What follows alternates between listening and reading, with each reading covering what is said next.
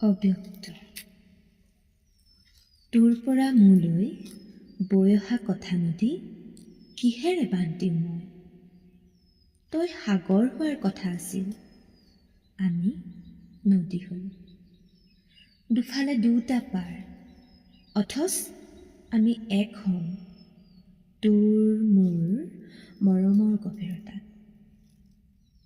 কি শূন্যতাত আমি ৰৈছিলোঁ আকাশলৈ। এতিয়া আমাৰ বুকুত নীলাৰ অবাধ বিচৰণ। কেনেকৈ বান্ধো মোৰ অবাধ্য মন? নীৰৱে বৈ যাওঁ বেলিৰ পৰা আবেলিলৈ, আৰু গধূলি তোৰ হাঁহিত পোহৰ জ্বলে, পথাৰৰ শিমূৰে গজালি মেলে এটি সোণালী সপোনে।